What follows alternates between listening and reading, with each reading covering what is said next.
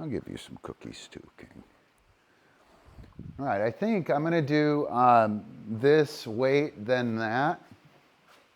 So one of the games, the philosophy thing that I'm working on, Play Plus, we use a cue and a trigger. I'll pull this up real quick. We use a cue and a trigger. I got your cupcake right here. And I can talk about the cue and the trigger if anyone wants to know about that. But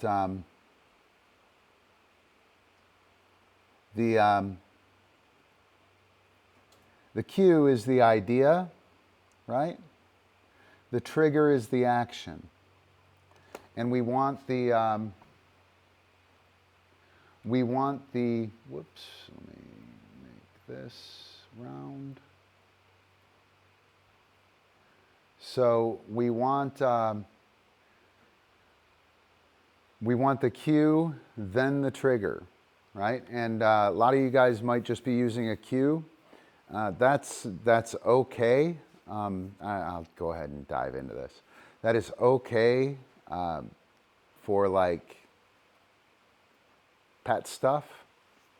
And it's okay until you become super awesome at any dog sport thing.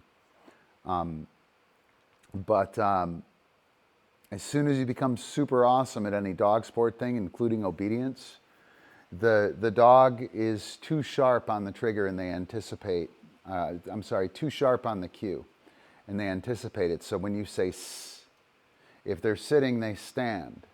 If they're standing, they sit because they know what you're going to say. And at that point in time, you then go, oh shit, I have to make sure I get the whole word out, right? If you're just on a cue, you think it's just the cue, but you say s, and the dog puts his ass down, and then you go, wait, you have to do the whole, I have to say the whole word before you do that, right? So you say circus, and the dog sits, and you don't give him nothing. You say sassafras, and the dog sits, and you don't give him anything, right? And then you say sit, and the dog sits, and you pay. And when you do that, you're essentially crafting a trigger as the end of the word, right? Good night, Alicia. You're essentially crafting the trigger as the end of, as the end of the word. Come on, Epi. You don't really notice that until you wind up, super awesome at your designated sport, right? And here's the other thing. When it comes to our gig, when it comes to Frisbee and when it comes to stuff that is really cooperative, right?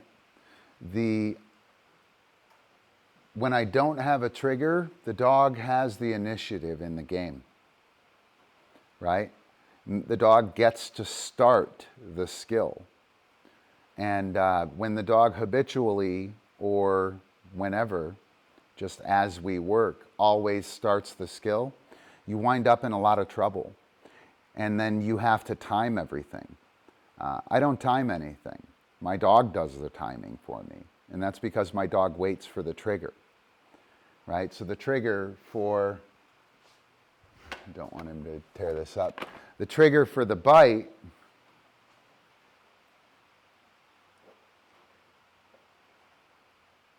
is the disc going horizontal, okay? Mine. I know, you see that, don't you?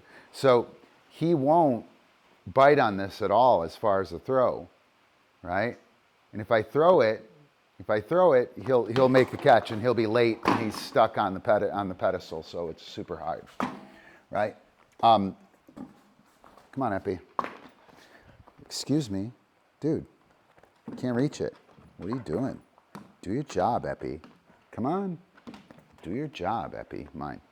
So he won't go for it until it comes out of my hand, right? And that's super nice for a flip. right? If I go down and the dog jumps at it, then I have to shoot it into his mouth, right? And the dog starts leaping to a spot, and now I got to place it in there. All that stuff happens because we don't have a trigger. So no bite, no bite, no bite. Good, mine. Yes. And so where is the trigger? Bang, yes. Right, mine.